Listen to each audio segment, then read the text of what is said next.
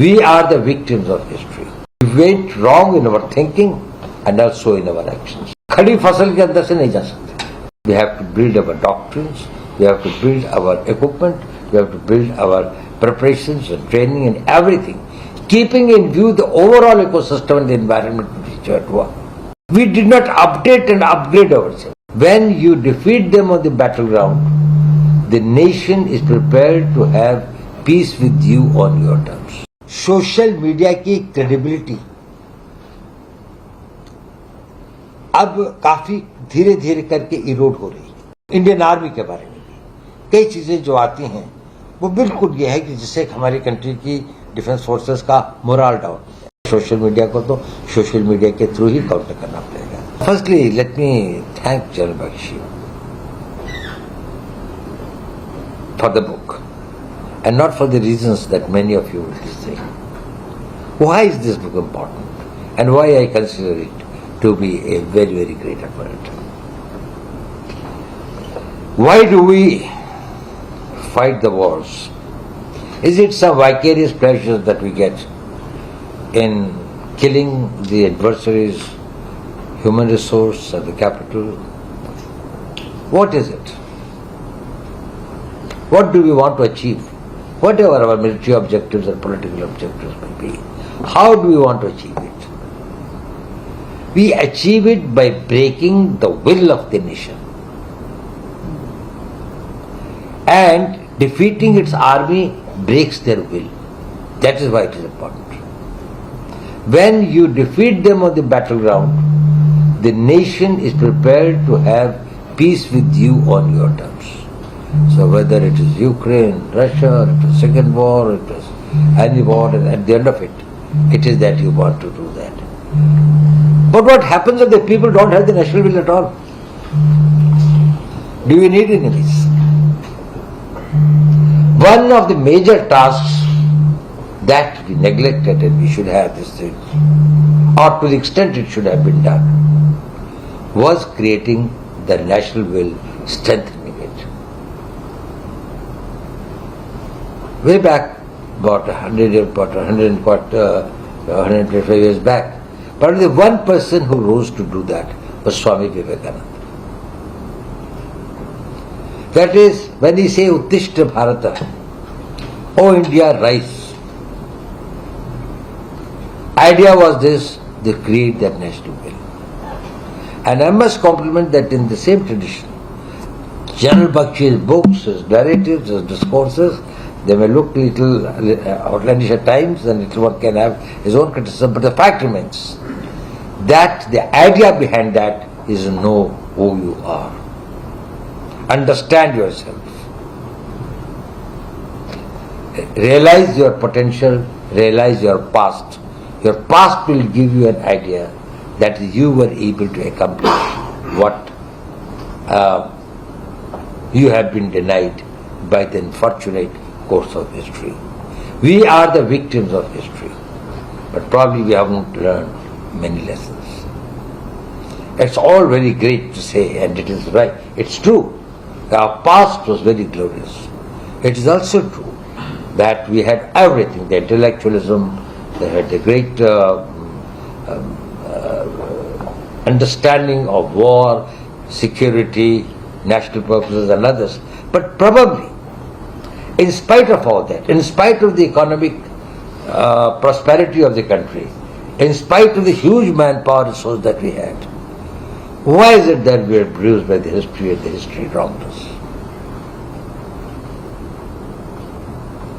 We have got to accept the reality as it is and not as we wish it to be. If we glorify our past, it is important to build our will and our confidence as a nation, but it is not sufficient. We have to first analyze, and I wish the General Bakshi writes some book on that. Where did we fail? We went wrong in our thinking and also in our actions.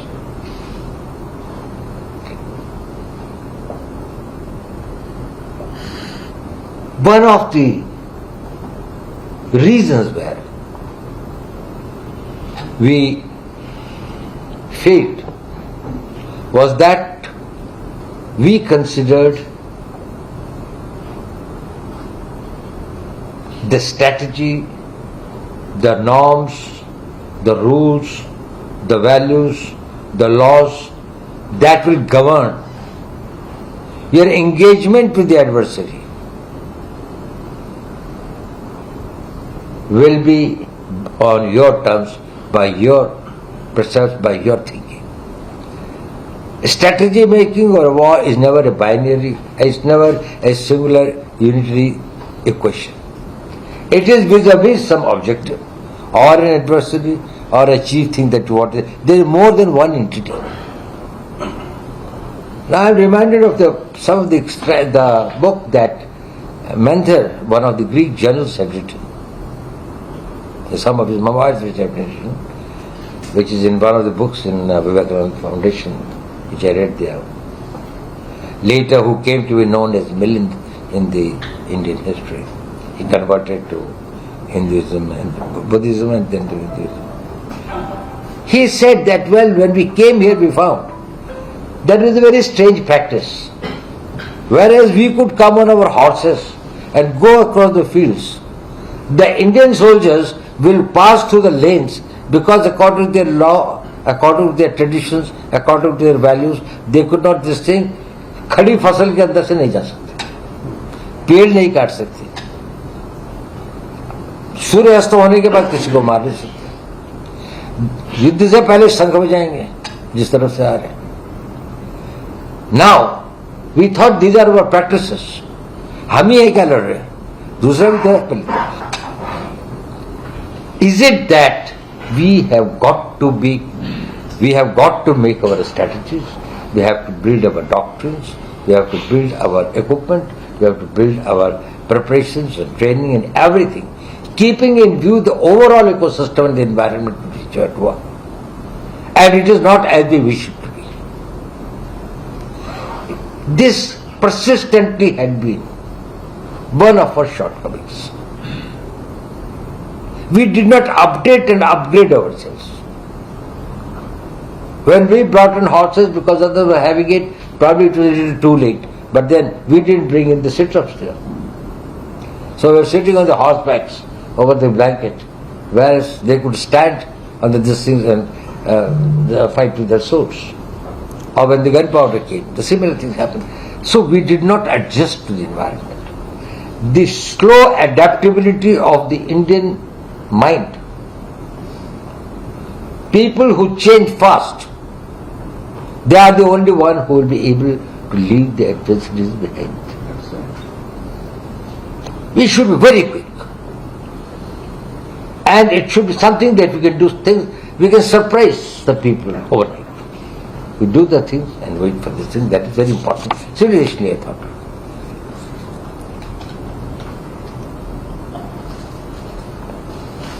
Another is, all these things require a decision making. Whether it's a small decision that a platoon commander makes, or it is a mighty big decision that the Prime Minister makes. It all is a game in the life, it is all decision making. And everybody makes decisions with good intentions. According to what he has been trained, according to what his education, his mental caliber, his this exam. Why did, say, in a certain period of time, we are talking about Greeks came and Calcutta did very great this thing, he changed the fighting culture. But we accept the reality, it is not only the Greeks. After that, the Kushans came, the Sak came, the Parthians came, the Lycians came. It is Mughal, the Chhatra, they came much later. Islam came much later. But we were constantly being this thing by these groups and others. Kushans came from Uzbekistan, Tashkent, the area bordering Uzbekistan and Tajikistan, and then established what became the Kushan dynasty. And Kanishka was one of the great things. There are different things that they contributed a lot, but the fact is that they were outsiders, they were intruders. And then it got stabilized when the Gupta dynasty came. And then, immediately after the Gupta dynasty, we think, when India was at the height of its prosperity, said the golden Sone ki Chidiya and all these things that used to be said. That is, we started with the invasions that started from the Islamic things. Bin Qasim to the others from these things. So that started. That was when it was at the pinnacle of its economic prosperity, and it is true, and it is everybody even today understand this thing, that when Kosha was considered to be the extremely important pillar of a state's strength, he crumbled.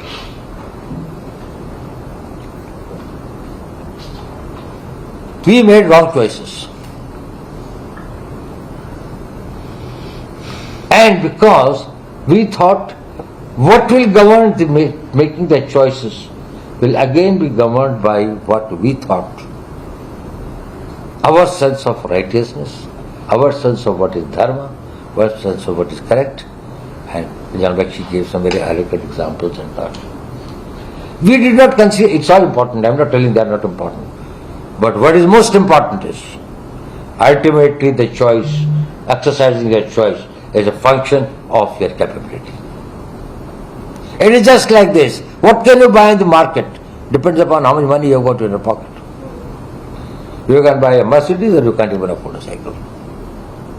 We did not build our capabilities proportionate to what our threats were and what we were capable of doing. We had the manpower, we had the economic strength, we had the geographical expanse, we had, in a way, borders that could be well protected, because we had the Himalayas on our north, we had the desert and these things on our west, and then we had the sea, this thing, etc. We could have built up when most of these people were still very, very underdeveloped at this thing. What we have got to learn is that if you have got to make the right choices, and even if there are people who have the courage and the chivalry to make the right choices, probably the capabilities were not there at the different stages. Even Gandhiji, when he said, and if you go very deep and study this, that he will go for ahimsa or a non-violent movement, because he felt that we don't have the capability of exercising the choice of confronting the British with the battleground. That is what he just thought. Bose thought otherwise. He thought that if you could mobilize the whole country, but the country is mobilized if there is that national will. Where was that? How many people still were even at that time and others, they had sympathy, they had regard, they have got acceptance of what Subhash Bose was doing. But they didn't have the courage to go and stand by him or send their children to say that, okay, leave your this thing and go. I'm not talking about the people in the army, I'm talking about the general public. How many people, when you say the demographic war and others, or the demographic this thing and others, how do you think that the injustice is done that the particular demography behaves in a particular way? That is the biggest strength of this. We are civilizationally people who lacked collectivism. When we wanted to achieve the highest spiritual status, we abandoned even our family, our children, our wife and everything, went to the Himalayas with the kamandal or something in the hand. We never prayed together like in namaz and others. Collectivity was not our things. We excel in our isolation. Our individualism takes over. And nationhood or a community or a society and others are all collective functions. So in our strategy, if we have to bring that collectivism, that this thing, it is only when the society feels empowered and has got the choices. So capability building. Capability is more important than intentions. I can change my intentions in half an hour.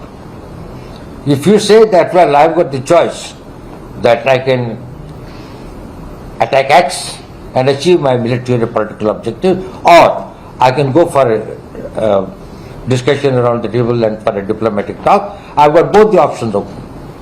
Then it is relevant to say, why did you not go for a war when you could? But how could you go for a war when we had no option for doing that? So first build those options. and then exercise the choices. Social media की credibility अब काफी धीरे धीरे करके इरोड हो रही है। आज से 3 साल पहले जो सोशल मीडिया में आता था और जितना उसका प्रभाव होता था समाज में, आज उसका प्रभाव थोड़ा कम हो रहा है। तो हमारे को थोड़ा जितनी, अगर आपके पास टाइम हो और ये आपके पास ऐसे कुछ लोग हों जो वॉलंटियर ऐसे कर सकते हैं, सोशल मीडिया के अंदर कुछ इस तरह की स्टोरीज को देखें जिसके अंदर टोटल ब्लैटेंट लाइज जो है उनको आप उजागर कर सके with a very authentic thing. आप उसका जवाब दें, आपके पास कोई फोटोग्राफ हो, आपके पास में कोई इस तरह की, जैसे इंडियन आर्मी के बारे में कई चीजें जो आती हैं वो बिल्कुल ये है कि जिससे हमारी कंट्री की डिफेंस फोर्सेस का मोरल डाउन हो जाए। कभी कभी वो इस तरह की चीजें अपनी यूनिट्स के बारे में या हमारे अफसरों के बारे में लिखते हैं जिससे कि जवानों का फेथ या कॉन्फिडेंस अपनी लीडरशिप पर शेक हो जाए।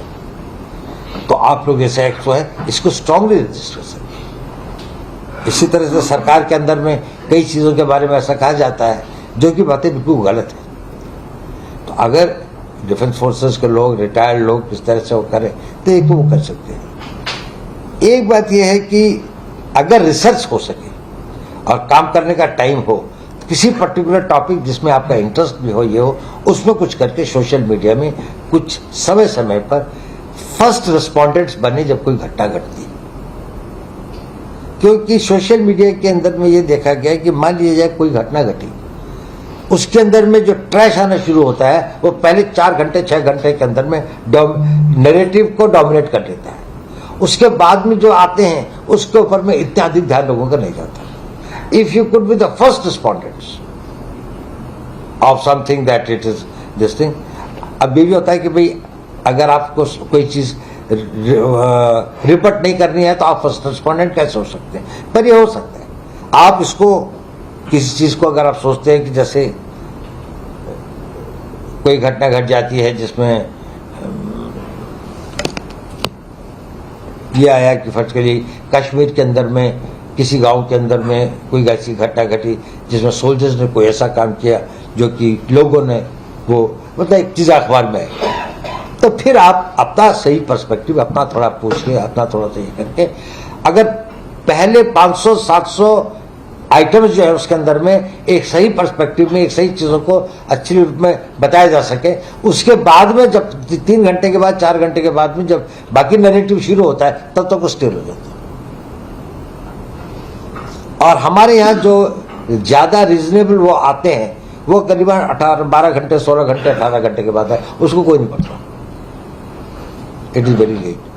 तो ये है थोड़ा सा, बाकी मेरे ख्याल से देश के अंदर भी पैट्रियट्स की कमी भी नहीं है। बहुत सारे लोग हैं, नेशनलिस्ट हैं, लिखते भी हैं, ये भी करते हैं, लेकिन उनके पास कुछ टाइम कम होता है, थोड़ा टाइम निकालना पड़ता है, थोड़ा सा एफर्ट करना पड़ता है। सोशल मीडिया को तो सोशल मीडिया के थ्रू ही काउंटर करना पड़ेगा। एक बात ये होती कभी कभी कि क्या सरकार को कानून बनाने चाहिए सोशल मीडिया को।